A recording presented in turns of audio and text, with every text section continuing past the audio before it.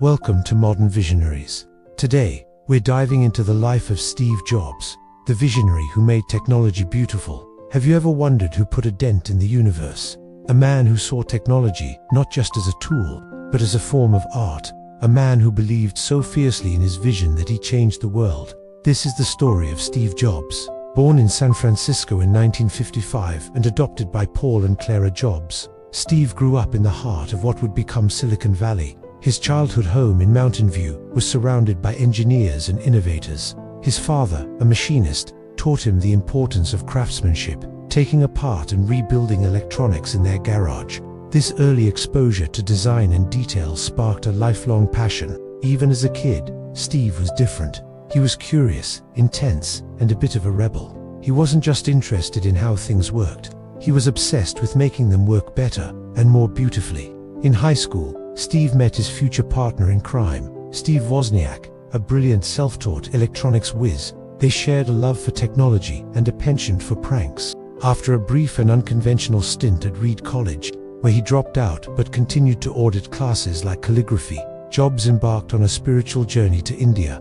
This trip profoundly shaped his worldview, reinforcing his belief in intuition and minimalist aesthetics. He returned to California a different man, with a new perspective that would influence everything he created.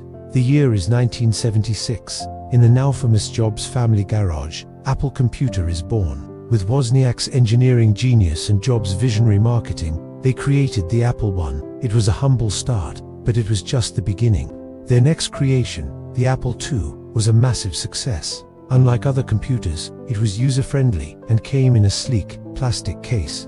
It was a computer for everyone, not just hobbyists. Steve Jobs wasn't just selling a machine, he was selling an experience. He understood, earlier than anyone, that design wasn't just how something looks, but how it feels and how it works. Apple went public in 1980, and overnight, Jobs became a millionaire. The early 80s were a whirlwind. Jobs spearheaded the development of the Macintosh, a project that would define his legacy.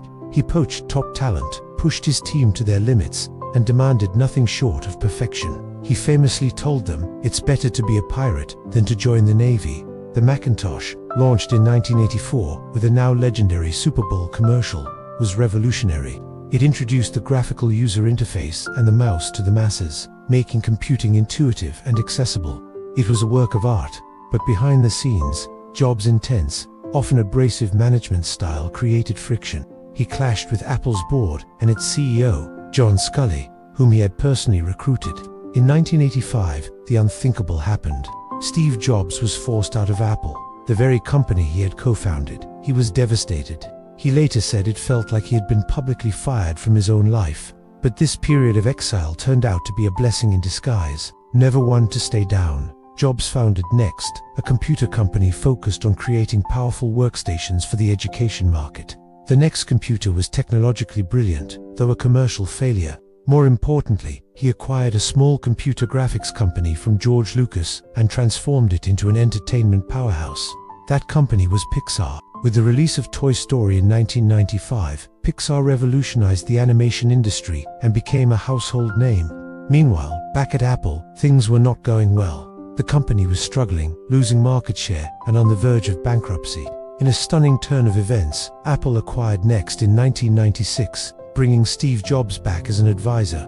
By 1997, he was once again at the helm, this time as interim CEO. His return marked one of the greatest corporate comebacks in history. He immediately streamlined the product line, cut projects, and refocused the company on its core strengths, creating a few exceptionally well-designed products. He launched the Think Different ad campaign, celebrating rebels and visionaries, and reminding the world what Apple stood for. This new era at Apple unleashed a torrent of innovation that would redefine entire industries.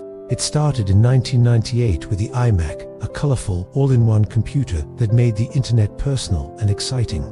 It looked like nothing else on the market and became an instant icon. Then came the iPod in 2001. It wasn't the first digital music player, but it was the first one that was cool. Paired with the iTunes Store, it revolutionized the music industry. The slogan, 1,000 songs in your pocket, captured its magic perfectly. Jobs had an incredible ability to anticipate what consumers wanted before they even knew it themselves. Then, In 2007, he walked on stage and introduced a product that would change everything: the iPhone. It was an iPod, a phone, and an internet communicator, all in one device. It wasn't just a product, it was a cultural phenomenon. The iPhone's multi-touch interface and elegant design set a new standard for mobile devices and put the internet in our hands, forever altering how we communicate, work, and live. Following the iPhone's success, Apple launched the App Store, creating a whole new economy for software developers.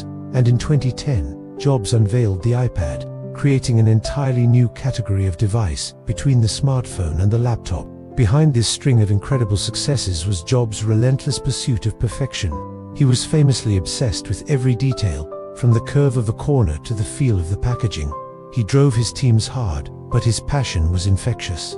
He was a master storyteller, and his keynote presentations were legendary events, captivating audiences with his vision and showmanship. He didn't just sell products, he sold dreams. Sadly, Steve Jobs' life was cut short. He battled pancreatic cancer for years, a fight he largely kept private. He continued to lead Apple with unwavering dedication until his health forced him to step down as CEO in August 2011. He passed away just a few weeks later, on October 5, 2011, at the age of 56. The world mourned the loss of a true visionary. Tributes poured in from around the globe, from world leaders to ordinary people whose lives had been touched by his creations. His legacy is not just in the products he created, but in the way he inspired us to think differently, to push boundaries, and to strive for excellence. Steve Jobs proved that with passion, intuition, and an insane focus on detail, one person really can put a dent in the universe. He made technology beautiful, and in doing so, he changed the world forever. Thank you so much for watching. If you enjoyed this look into the life of a modern visionary, don't forget to like, share, and subscribe to our channel for more stories like this. We'll see you in the next one.